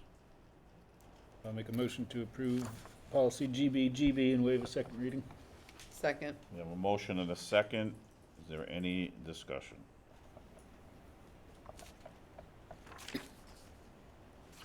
Seeing and hearing none, call for the vote. Ms. Cook? Mrs. Forbes? yes, Mrs. Griffin? Yes. Mr. Burke? Yes. I'm a yes too. GBGB passes. GCF, professional staff hiring. This is a new policy from MASCC. We have not had this in the past. So we have just adopted the whole, everything here in yellow. So if you haven't had a chance, I'd give you a minute to look at it.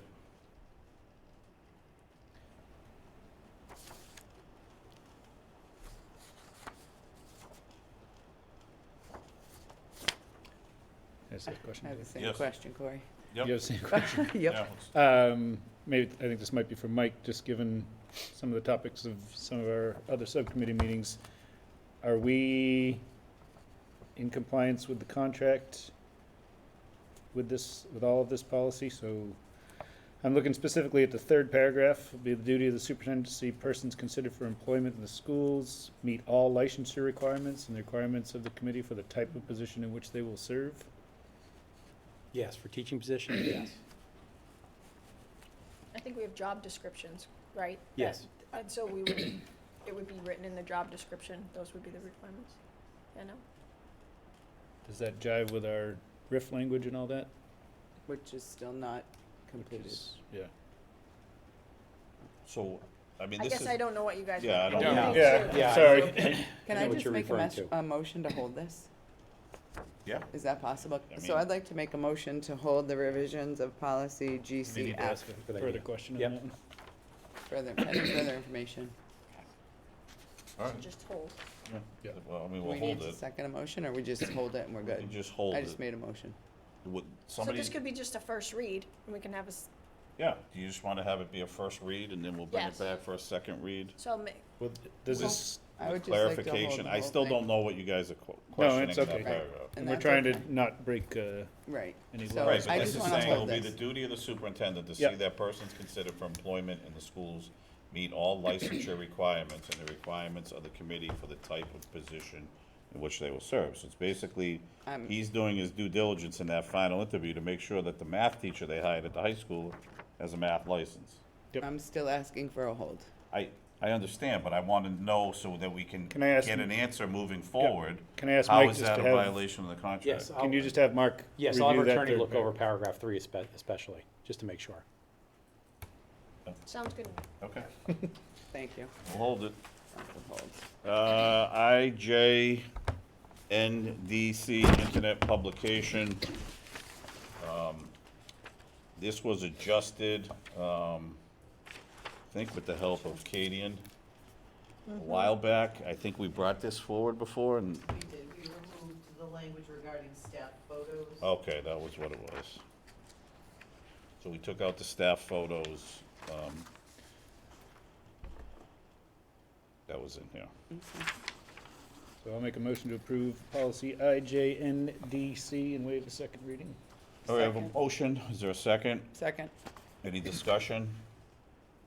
Call for the vote, Ms. Cook? Yes. Mrs. Forbes? Yes. Mrs. Griffin? Yes. Mr. Burke? Yes. I'm a yes, 5 yes. JB, policy JB, education, equal educational opportunities. This is MSAC from 2021. I believe we did not have a policy on the books, so we adopted this.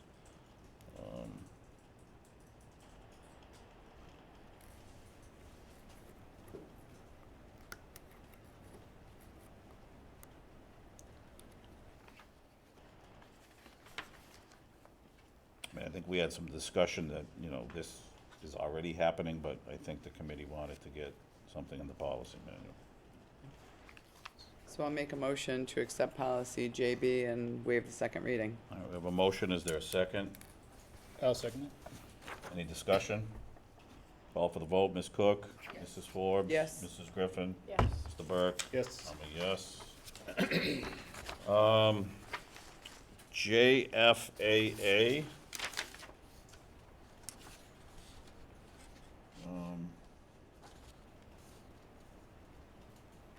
Seeing why this is in, Page second 2. page. Second oh, page. just the Second second page.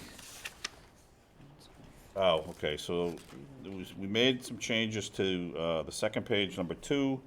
Any student has relocated during the current school year, so we took out or after the third quarter, may request to continue their education in the Oxford Public Schools for the remainder of the current school year and beyond. What Okay. about, Wait a minute, the and what? beyond makes me a little nervous. What do we mean by and beyond? Well, let me finish reading and then we'll. Sorry.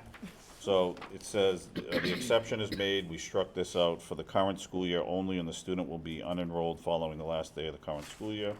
Parents and caregivers must request this in writing to the superintendents of schools for an annual review and determination. So what we discussed in the subcommittee was, you know, we have a student who's spent multiple years in this school district, have created bonds, friendships, relationships. And really, our policy really locked it into just kids who were in the high school, maybe in their last year of high school. So we wanted to offer an opportunity for students who didn't meet that to be able to stay beyond that school year. And as you can see, it's the responsibility of the parent or the caregiver to request it in writing to the superintendent of schools for an annual review and determination. So it's not like if they move out and they get extended to stay, approved to stay for the remainder of that school year, if they want to stay for the following year, they have to petition the superintendent, and he would make a determination, they would review the case. And then it happens each year, the parent would want to do that. We felt in the committee that, you know, we wanted to provide opportunities for kids who, you know, maybe for reasons had to move, but really, you know, value and treasure their time here and their friendships and their relationships and, you know, their bond with their community. So that's the reason we made those adjustments. So, I think it's a lovely gesture, but I would imagine that we would not have funding for those students. And if we open up that can of worms where the superintendent is allowed to make these recommendations or allow these requests to happen, and somebody came forward and said, hey, I made that request, and how do we verify, and could that open us up to legal disputes and problems in the future? I think it's I mean, again, you not talked necessarily about, a good, well, you talked about, well, I mean, I so don't this know. is what happens sometimes, and I respect you, some of you on this board who Yeah. will always go to the extreme I case. do, that's me. So if we look at the number of kids that this may affect, the percentage is probably very, very, very small. But again, this allows the parent who's invested Right. and has to make this commitment to drive their kid to school every day, make that commitment. They have to request that in writing to the superintendent. Now, the superintendent could say, hey, listen, we can't because of funding situations, or we can't because of this. So, So that gives us, that, for me, the way I would interpret this is, he has the right to make a determination.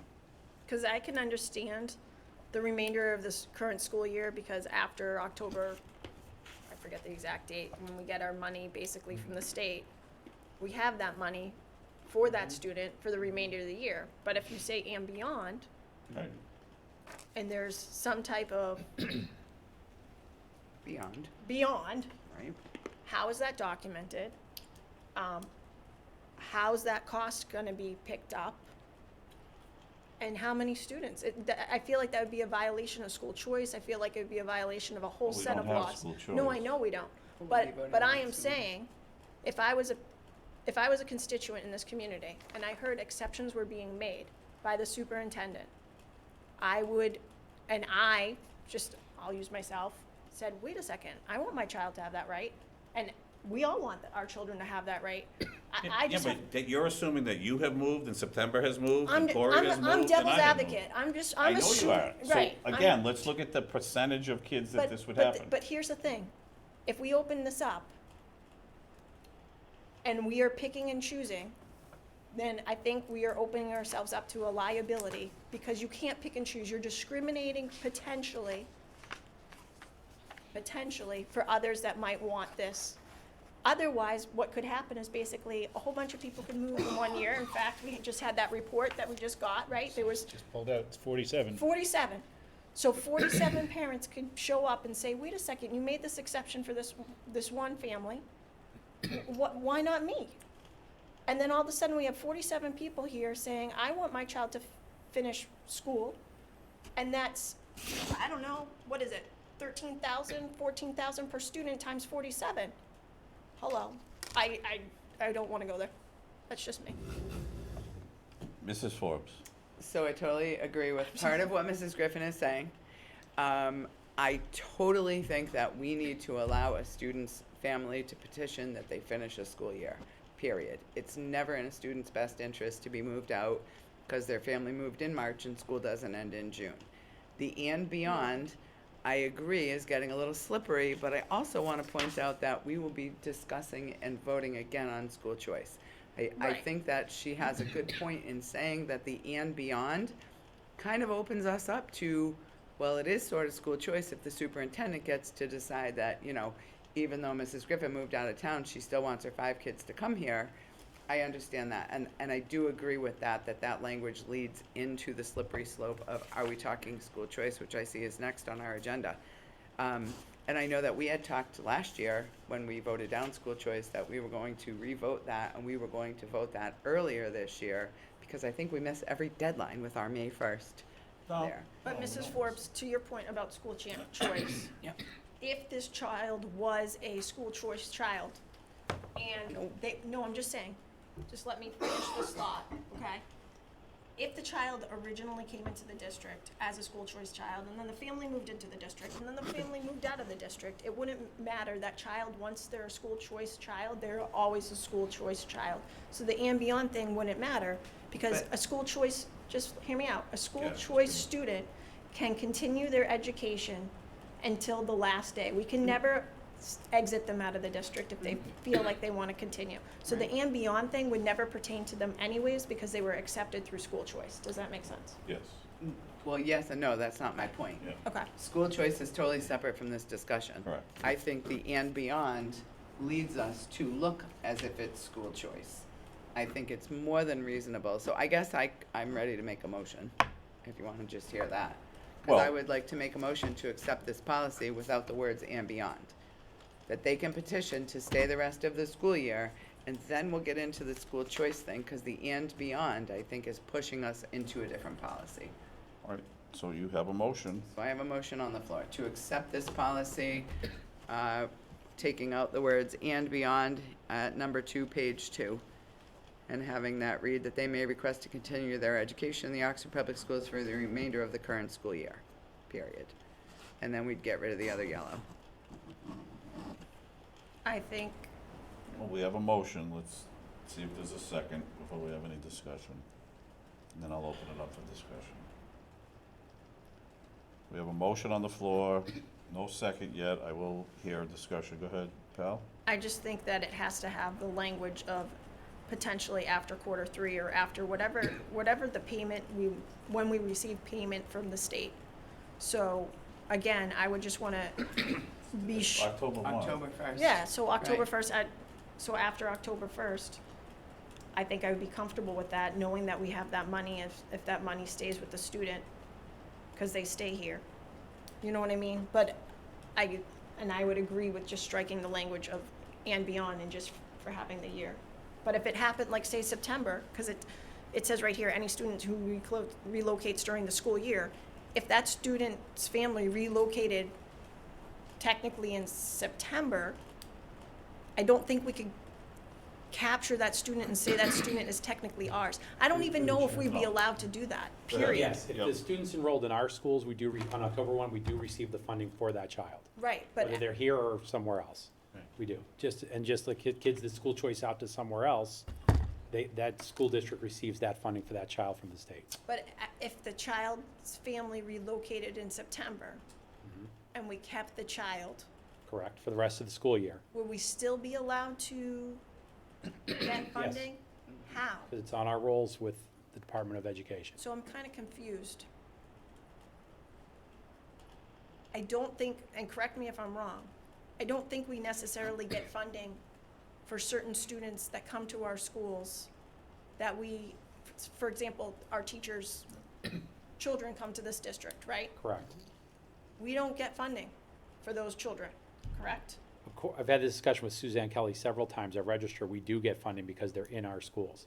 We They're do. in our system. We report all of our SACID That's information. about how you code them. We report all our data to the state, Okay, and so they do count for us. they do count. Yes. All right, so these students would still count. Correct. So that would be my only Would question on the. another district, sorry. Go ahead, no, go ahead. Would another district be able to say, wait a second, this family's moved in and you're taking our child? Well, if their kids aren't registered. Where they're no. enrolled, it's enrollment numbers. I don't know, I'm just trying to So play it so all my out. only question for number 2 would be, how would we code that student if we did determine the following year that they could stay? How would they be coded, I guess would be a question that So I we think, didn't bring it up in the policy committee talks, but but I think my thought is that the following year, if we offer school choice, they would have to apply. This would only be Correct. grandfathering you for your current school year, is the motion correct. that I'm So I attempting. think in the I guess the mindset behind this policy was to allow students and families an opportunity to stay because we don't have that option for kids right now. So that was and you might all think, and it wasn't driven by me. What was it? Well, it says driven by current you? school No, year, it's it wasn't, policy. School year. it was in our policy to allow it for the current school year, was it not? Right, he's referring to the and beyond. The and Talking beyond and was. beyond. Yeah, Correct. the and beyond was. You didn't, you're saying you didn't push the and. Correct. I understand why you're saying that. Just because we don't have school choice, but that was why people thought that, students should have an opportunity to stay beyond, because they don't. If they have to go based on that policy, and that policy was clear, it's the third quarter. So any students relocated after the third quarter, if you're gone Chair? before the third quarter, And it was one of I brought up this request, and it's happened a few times where we have families who have gone to school here 6, 8, 10 years, love it here, wonderful kids, engaged students, families care about their kids, and they have to leave, whether it's another family member to a surrounding town because of a medical issue or whatever happens in the family dynamic. And it's a shame that those kids can't stay here, especially if it happens in the first half of the school year. Before third quarter, I'm not allowed to have them permission to finish the year.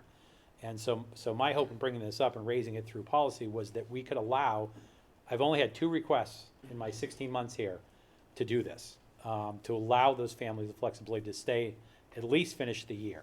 But if they're a freshman in high school and they love it here at OHS and they're thriving, I would love to see them graduate from here as well, because they've already established their friends for years.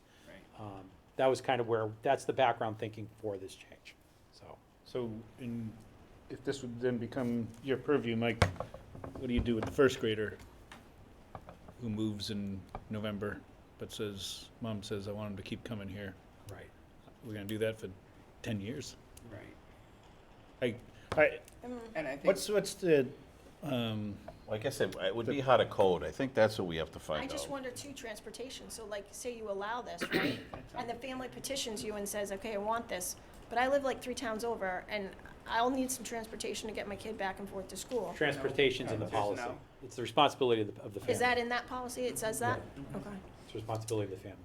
No, it doesn't say it here, but it's I gonna just- say it's his review. So if the review is, Well, I don't know. I'm 'cause- demanding transportation, then I'm gonna say, well, sorry, You're not we have to decline. But maybe that conversation just doesn't come up until after the fact, or it comes up. No, it has year- to be. It's in the policy under Part of- exceptions, the third paragraph under Okay. exceptions on page 1.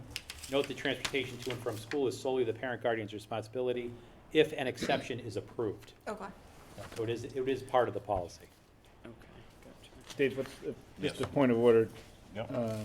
because September's We have a motion did yeah. not include waiving a second reading, so. Well, it doesn't Oh, even it have a didn't get a second. second anyway.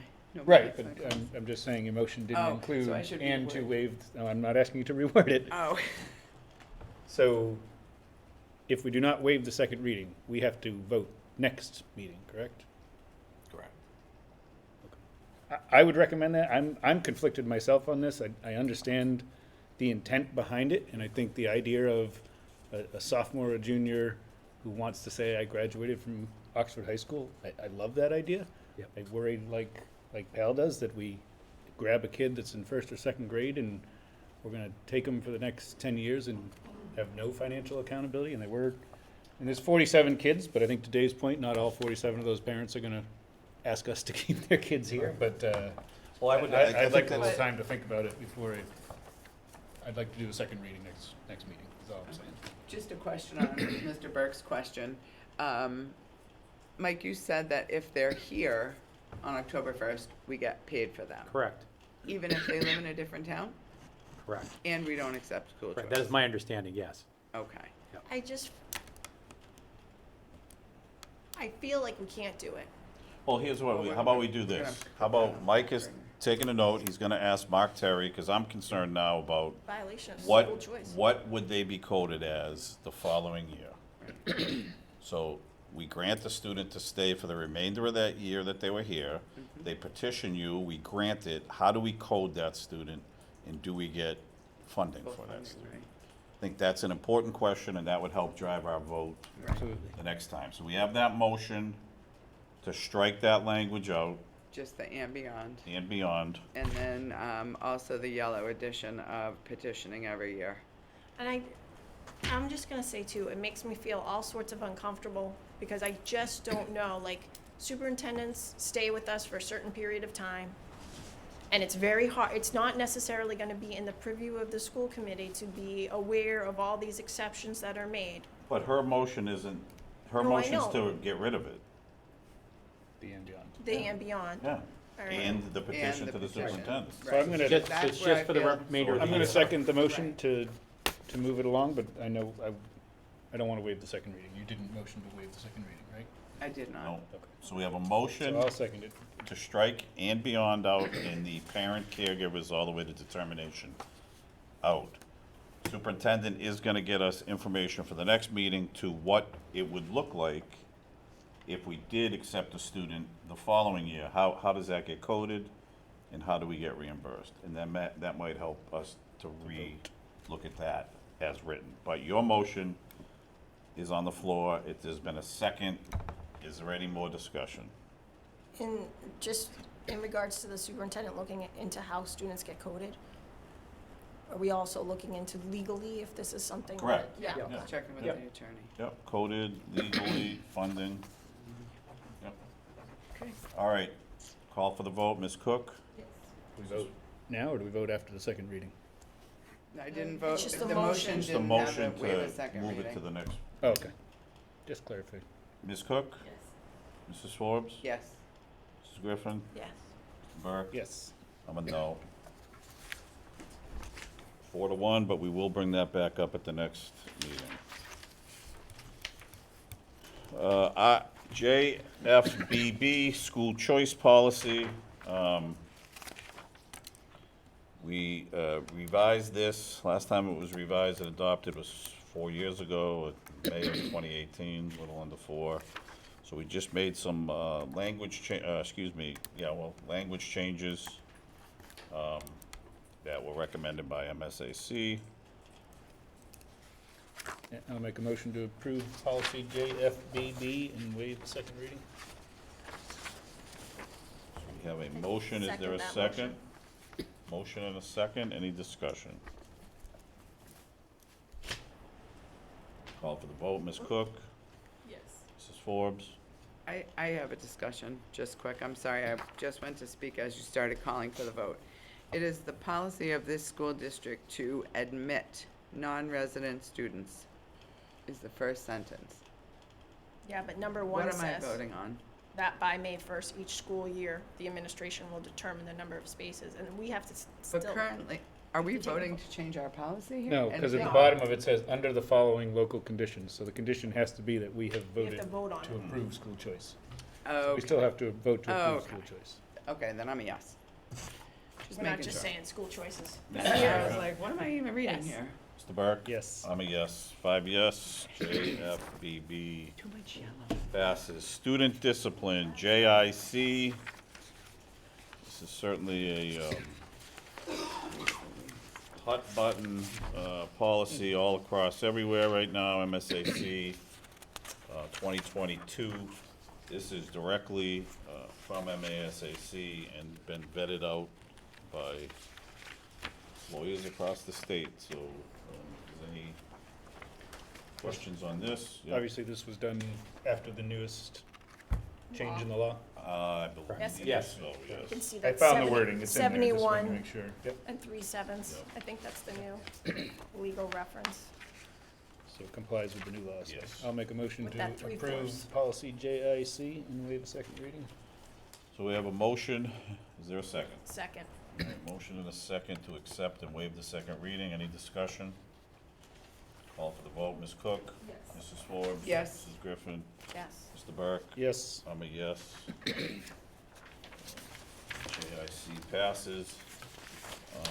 KHA, our current KHA distribution and posting of non-school related materials. We have struck the whole policy out and we have adopted the policy that aligns with MASAC guidance, public solicitations in the schools. And that is language straight from MASAC. So we're taking out our old one, we're looking to adopt the one that aligns with the MSAC policies. And I will make a motion to approve policy KHA and waive the second reading. All right, we have a motion, is there a second? I'll second the motion. Motion and a second, I will give a couple of seconds here, I see a couple members looking at it. A second if there's any discussion.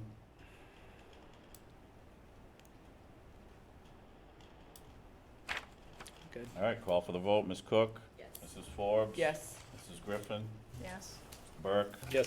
I'm a yes. Policies pass. Okay, moving along, we have a warrant report, Mrs. Griffin. All right. So, I signed an accounts payable warrant dated November 22nd on, for $200,806.64. And payroll warrant for November 23rd for $716,081.62. All right, thank you very much. Members forum, Ms. Cook. Cut to that point. Mrs. Forbes. All right, I have a couple things, of course. So I just wanted to congratulate the NJROTC on their inspection that Corey and I and Mr. Lucas had the privilege of being at. If you have not had a chance to see them, it's really impressive. It really is. So congratulations to them, and thank you for the invitation, of course. I didn't get to see Matilda, but I will be watching her on YouTube. I heard they did a great job, so congratulations to all the students and staff and everyone who helped with that. Congratulations to Coach Clarkson and his football team on the Thanksgiving Day win at Bay Path. Battle of the Buffums Trophy is staying. I also want to say thank you to Elissa Como for the donation of the life bags for the schools. Thank you to the policy committee who spends a lot of time on those policies that we hack up. And I would like to request that we start discussing the school choice situation so that we can do all of that in a timely fashion, make our votes and all of that. All right, so you're making a request to talk about it. When would you like to? At our next meeting would be great, because I think we're only one in December, right? Yeah, do we have And a then- busy agenda, do you know, Helen? The vote's not needed until May. All off the top of my head, sorry.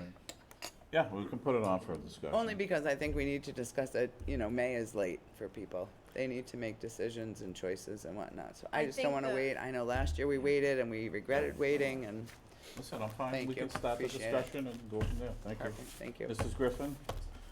Just a huge thank you to the teachers for everything that they're doing. It was wonderful to see them this evening. I know it's very hard to be in flux and to be waiting for answers, and, I think all of us know that feeling as educators.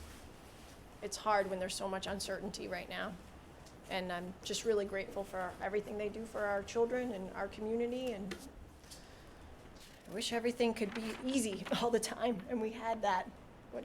What did our business manager say this evening? 300 Something, million. $umpteen million dollars. 947 million, I think is what he said. I was So- like, what? That would be wonderful. Woke us all up? Yeah, but Thank a you. huge thank you to them, that's all. Thank you, Mr. Burke. I want to thank the folks who came out to the coffee and conversation tonight. It was our largest crowd yet. It was a great conversation on a few different topics. And I want to reiterate what Mr. Ethier said at the beginning, that we're all very hopeful that we can settle a fair contract very soon with the OEA. Yeah, no, thank you.